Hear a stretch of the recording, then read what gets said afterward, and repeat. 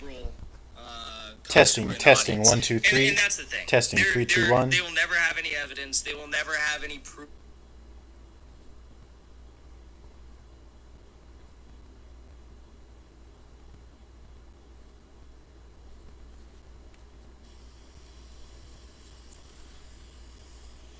Liberal Testing, 1, 2, 3. And that's the thing. Testing, 3, 2, 1. They will never have any evidence. They will never have any.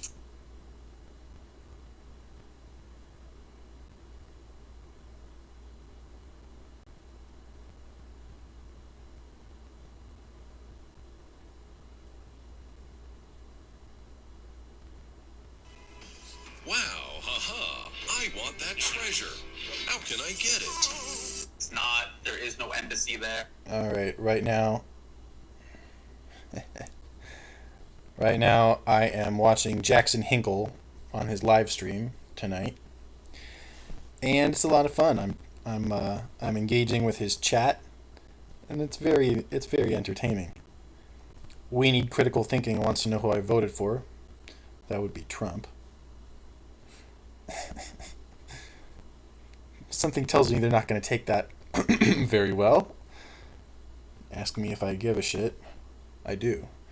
Just not that much of one. I mean, everybody needs to stop getting so triggered about shit like that. I would definitely talk to someone who voted for Joe Biden or Hillary Clinton, for example. That's because I'm a big, strong conservative, and I actually know how to think.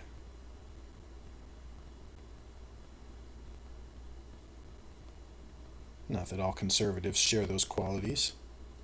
Of course they don't.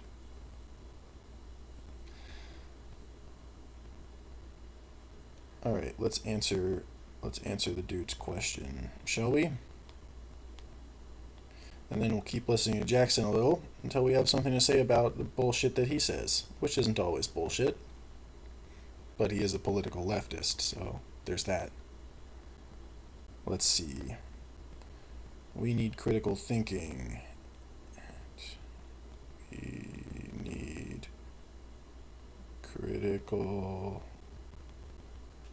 thinking.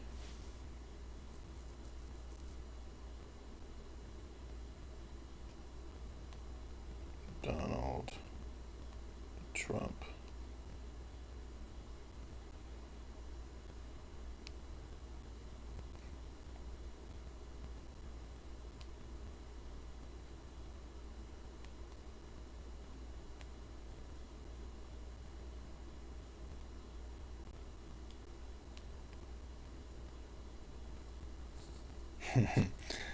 Told him who I voted for, and I asked him why he asked.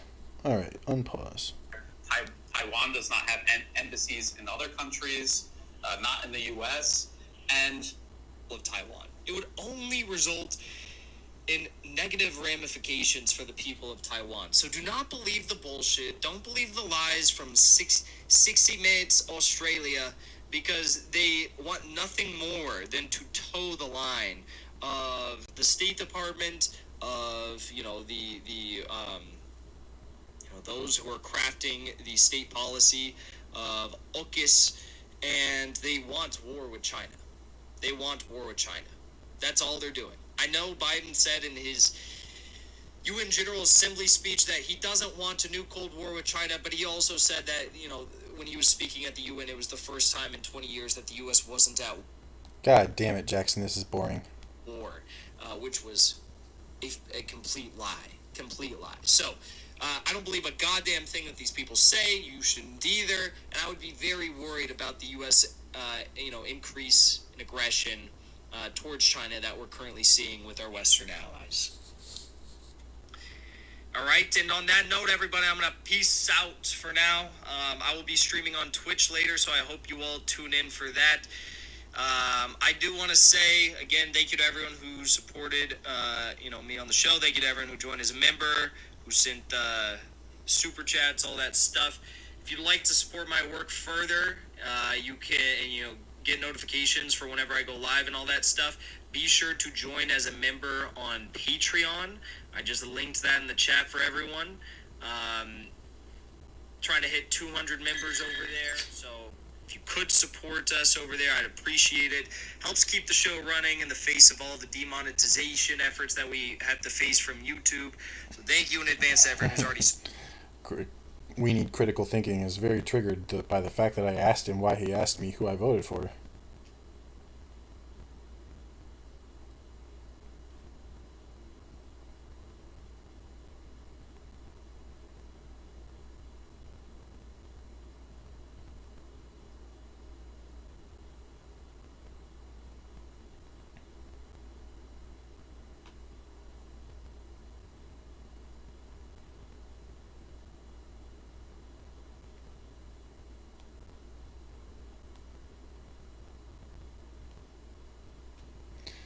So I'm asking him if he's in Jackson Hinkle's Discord.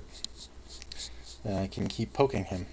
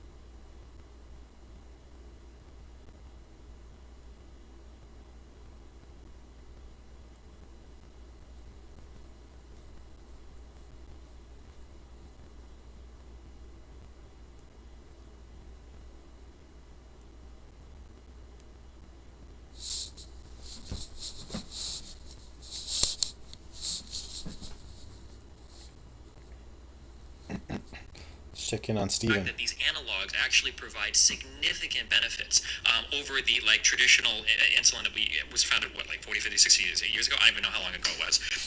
It was ironic because I've seen there was a Reddit thread that popped up that showed that oh my god, this guy died because he couldn't afford his normal insulin, and he went to Walmart and he bought the shitty insulin, and people were like, oh my god. And in that very same thread, people are talking about companies just make this new insulin just to make it more expensive. Blah, blah, blah. No, they don't. That guy was a type 1 diabetic. The longer lasting slow release insulin is so much more important when it comes to regulating your blood sugar than just pumping you full of fucking pig insulin and being oh look, it's your blood sugar levels go crazy when you're using the shitty insulin. Yeah, sorry, go ahead. But yeah, I want to be clear. I was not referring to something like that. Now you're talking about. It seems from that example two different types, right? That do two different things, right? And there were basically two different product lines that you're referring to. I'm talking about the same product line, that's pretty much the same name. I have to find you examples. I'll have to look that up for you later. But this is the thing that's done. But I'll have to look that up. But let's just get the beauty, and we're going to wrap this up to go to our next topic. So I was just kind of curious as to what you mean by reducing profits. There's a guy named Gaston. You guys talked about a lot of patents and about how much it costs to get I'm inviting him to be interviewed on my channel.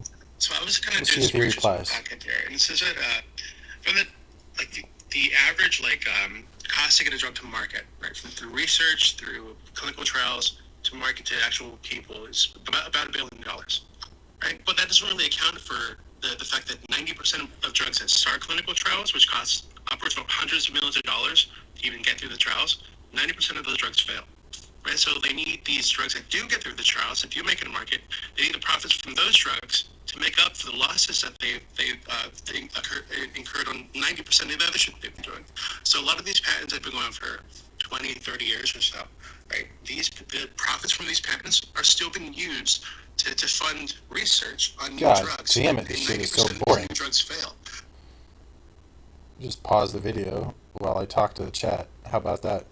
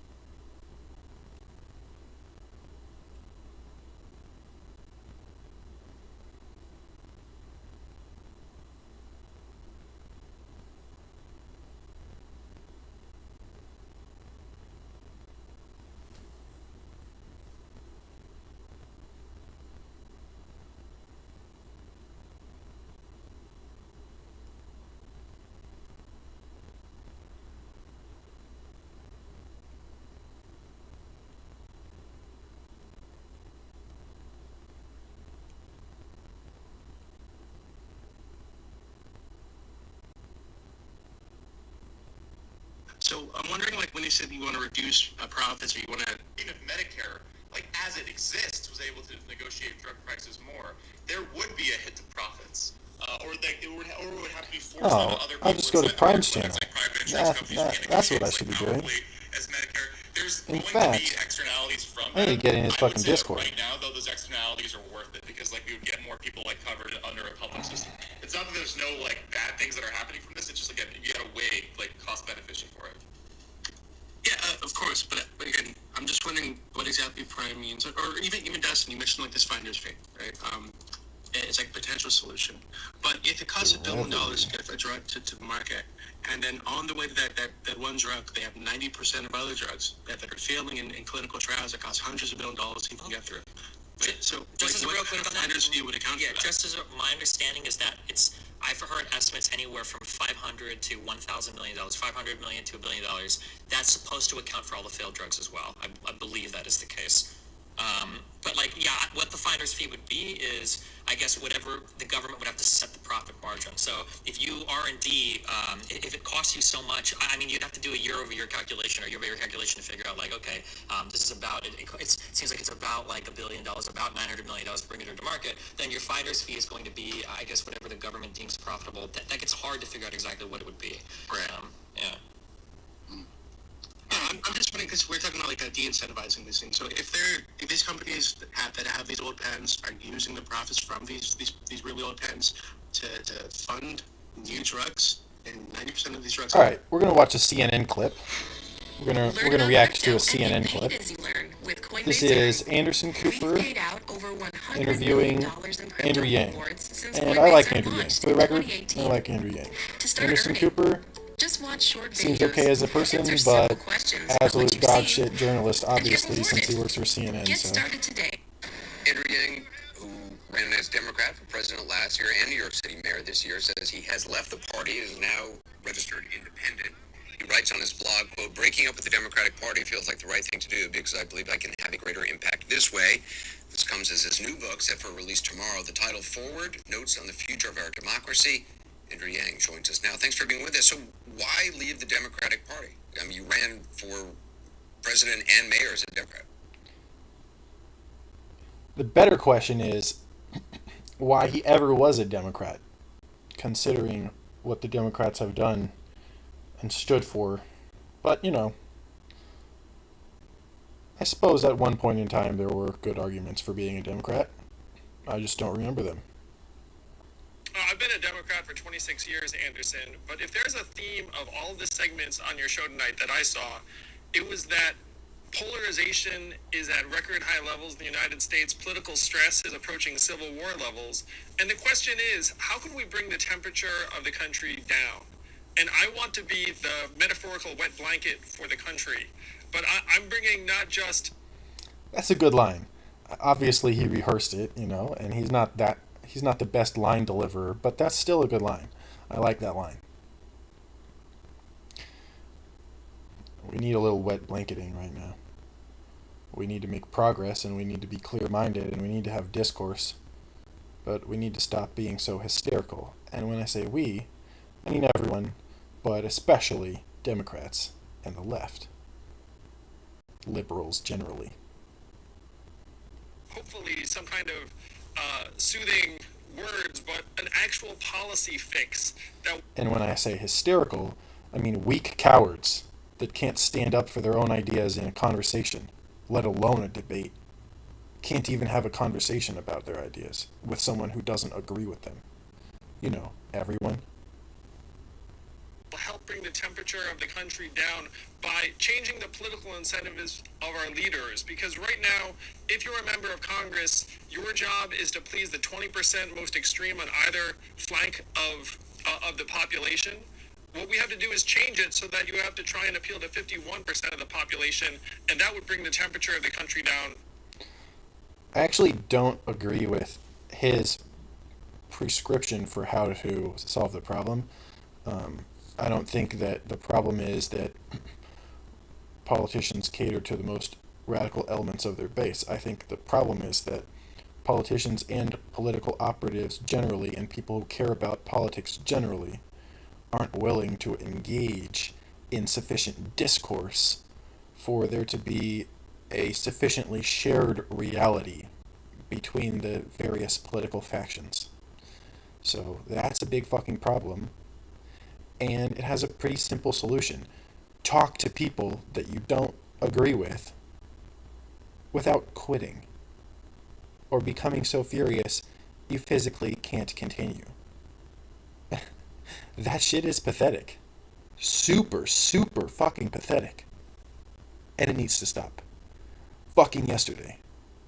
Very, very quickly, almost overnight. I don't think you want to be a wet blanket. I think it sounds like you want to be one of those weighted blankets that's like more comforting. Yeah, Van said a snow cone. I want to be the thing that soothes people and makes them happy. So, but I mean, when you look at DC, you just look at the Democratic Party right now. The splits in Washington over infrastructure, social safety net. If you're an independent now, who do you think has the better argument between progressives with their $3.5 trillion pitch for new spending, moderates who want to see the number cut in half at least? I'm someone who wants to solve problems, Anderson, and I happen to agree with one side's approach when it comes to infrastructure. Actually, it was a bipartisan bill, at least in the Senate. But the question is, how can we actually make our system work for us, the people of this country, again? Because we can sense it's not working that well right now, and we're being set up to fail. Right now, the incentives are such that Congress has a national approval rating of 28%. The re-election rate of individual members is 92%. Because, again, they don't have to appeal to the general population. They just have to appeal to the 20% on either side. That's what we have to change. And I'm starting a popular movement to help implement open primaries and ranked choice voting that would dramatically improve our legislators' incentives and reduce the polarization that right now threatens to tear. I would be extremely interested to speak to Andrew Yang or anyone affiliated with or with intimate knowledge of the details of Andrew Yang's operation to see whether or not a conservative centrist such as myself, that is a far right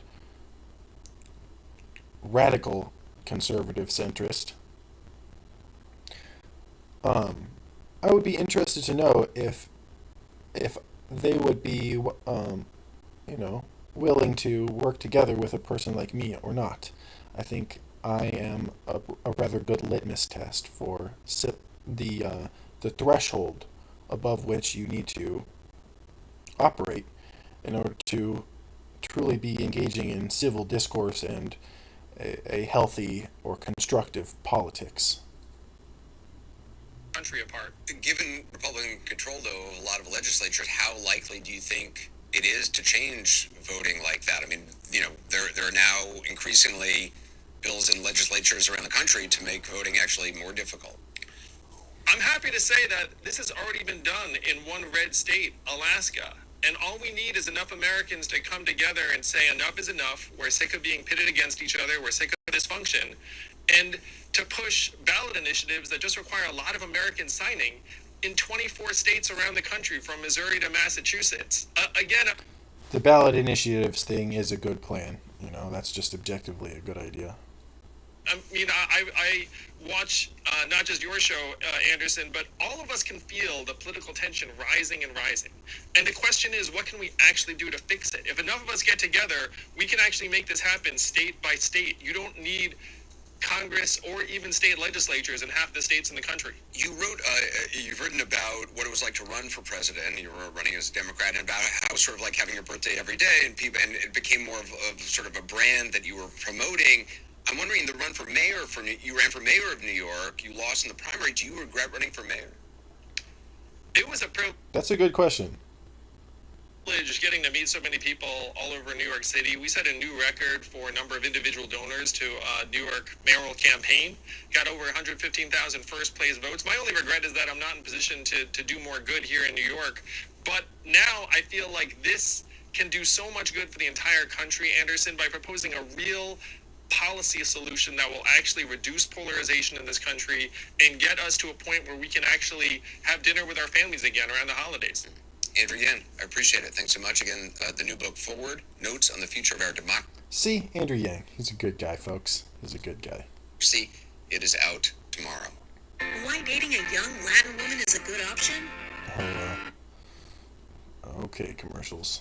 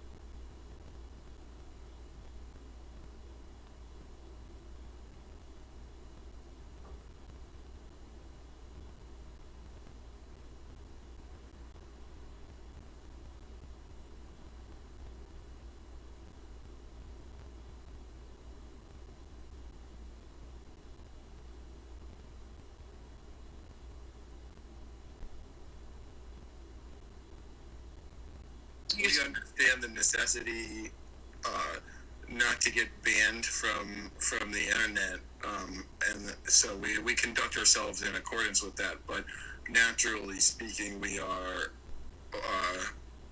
rather uncouth. That's a good way of putting it. Yes. And yeah, communication is one of our biggest problems, right? I mean, it's the communication barrier. It comes between individuals and groups of individuals. Definitely.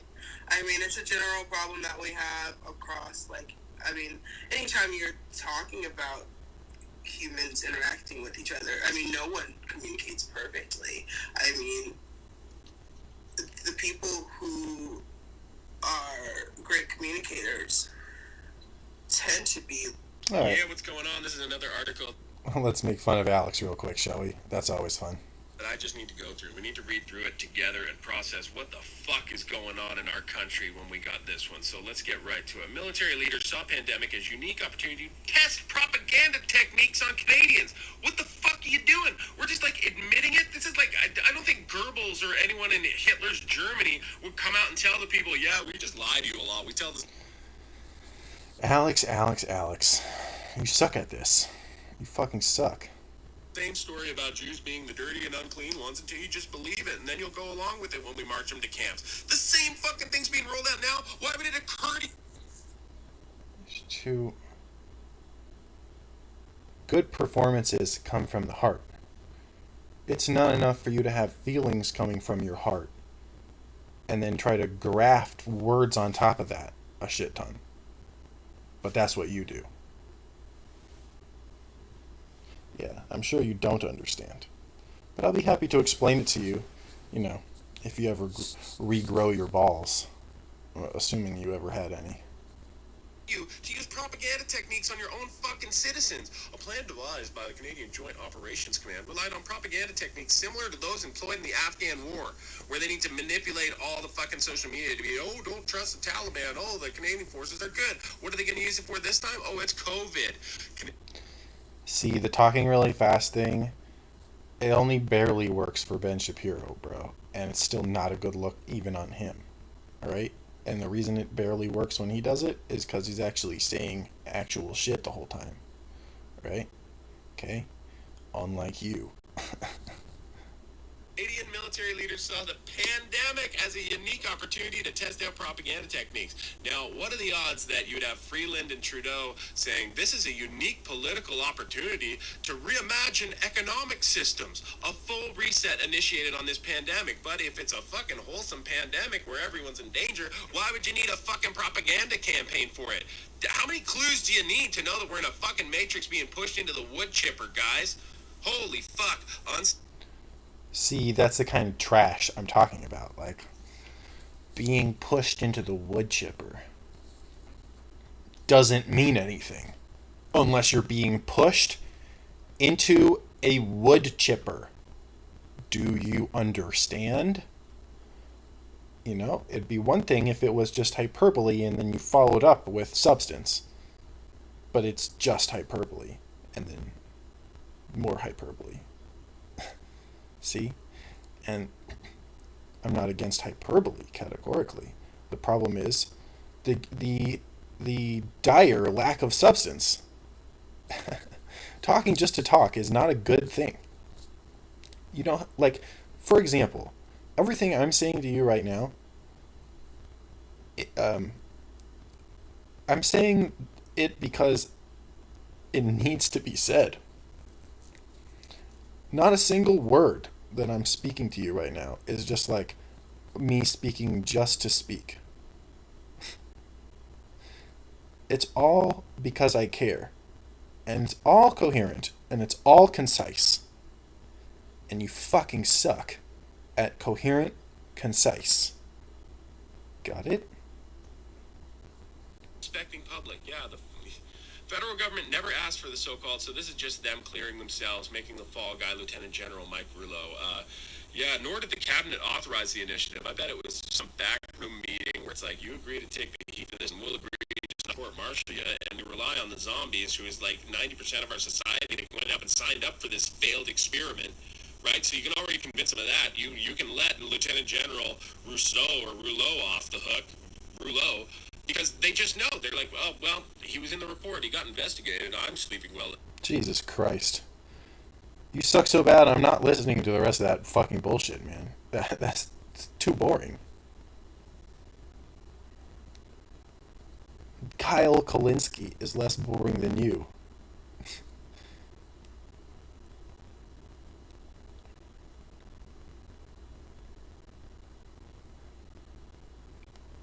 Speaking of Kyle.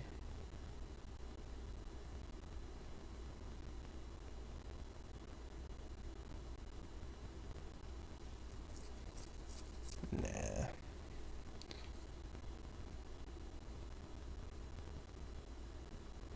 Who do I actually care about? Oh, this is trippy. Okay. Alright. Okay. Yeah, see, the problem is... Okay, let's see.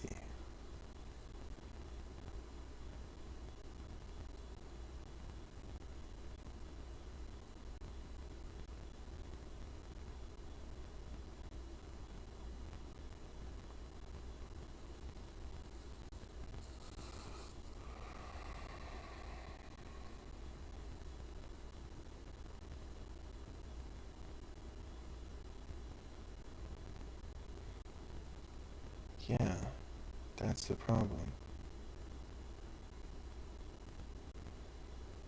Hashtag moment beauty. Hashtag moment beauty. Let's see here.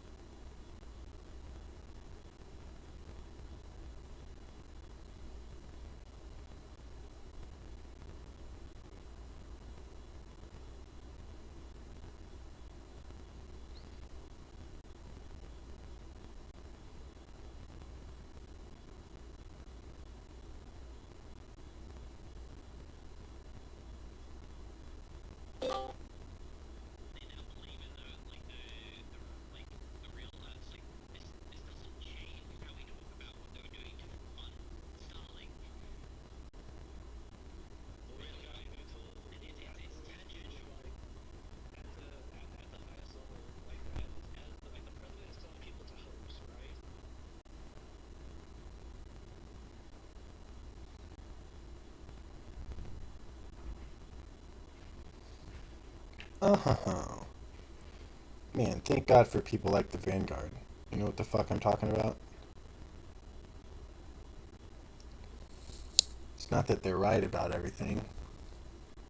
Far from it.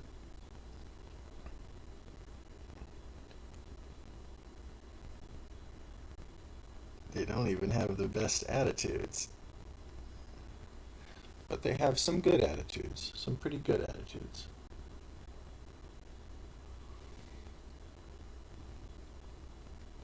And I will stick to that position until and unless I see them advocate for censorship. Censorship is basically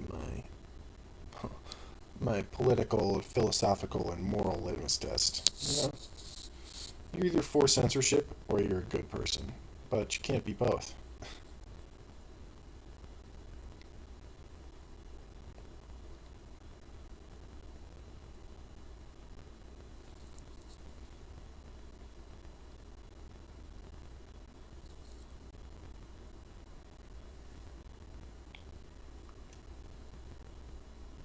Sadly, there's lots of not good people in the world.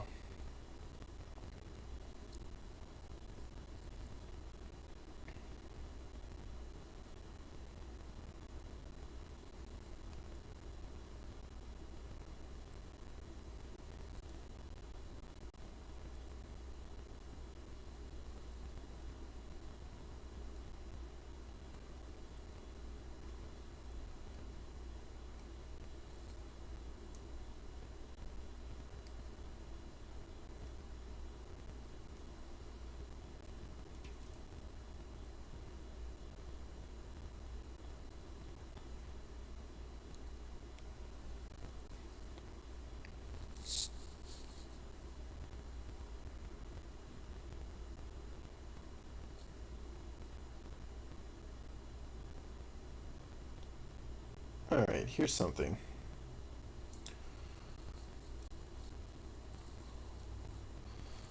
This is the Vanguard. This is from the Vanguard.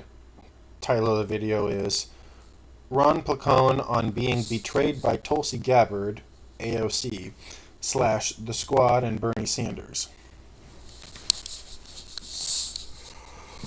Let's see what this is like, shall we?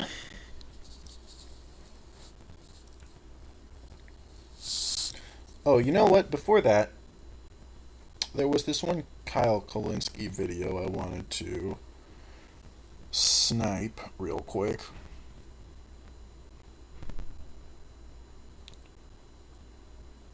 It's